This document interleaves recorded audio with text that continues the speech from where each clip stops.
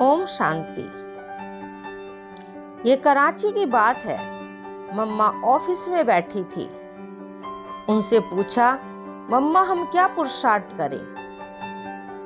मम्मा हमेशा कहती, सदैव यही समझो, ये मेरी अंतिम घड़ी है। हर घड़ी अंतिम घड़ी है और मुझे बाबा की याद में रहना है। मम्मा ने कभी अपना शो दिखावा नहीं किया। वो कितनी सेवा करती थी, लेकिन कभी भी अपने मुख से कहा ही नहीं कि मैंने इतनी सेवा की। मम्मा 1.5 मास सेवा करके बेंगलोर से पूना आई थी। उन्होंने बहुत सेवा की थी, परंतु फिर भी नहीं सुनाया कि ये सेवा करके आई हूं। जो भाई उनको लेने गया था, उसी ने थोड़ा सुनाया था। मम्मा अपने बारे में, किए हुए कार्य के बारे में कभी दूसरों को नहीं बताती थी। वे जितना त्यागी थी, उतना ही वैरागी थी और उतना ही तपस्वी थी। मम्मा को राधे के रूप में भी देखा, तो सरस्वती के भी रूप में देखा, काली के भी रूप में देखा और जगदम्बा के भी रूप में देखा। मम्मा में शिक्षा देने की गजब की विधि थी। बाबा सभा में अर्थात क्लास में सभी के सामने ही समझाने देते थे।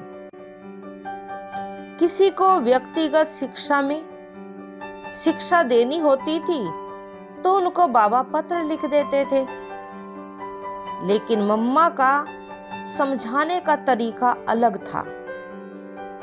मम्मा उस वत्स के कानों में कह देती थी अथवा इशारा कर देती थी और बहुत प्यार से कहती थी।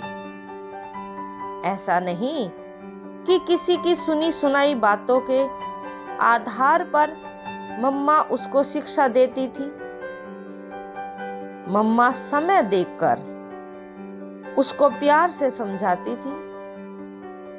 और गजब की बात यह थी कि मम्मा उस व्यक्ति को भी महसूस नहीं होने देती थी कि मम्मा मुझे किसी के कहने अनुसार शिक्षा दे रही है। मम्मा की शिक्षा को हर एक यज्ञवत्स अपनी मां की ही शिक्षा समझकर लेता था। हर एक को लगता था कि मम्मा जो भी हमें कह रही है, हमारी भलाई के लिए है। बाबा की शिक्षा बहुत शक्तिशाली होती थी, कारण कि उसको सुनने और समझने की शक्ति चाहिए।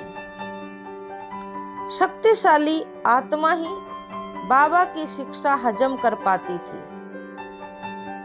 इस कारण आम तौर पर किसी बच्चे को समझाना हो तो बाबा सीधा उस बच्चे को नहीं बोलते थे, लेकिन उस बच्चे के सामने ही मम्मा को कहते थे, तो वो बच्चा समझ जाता था कि मेरे कारण मम्मा को बातें सुननी पड़ी।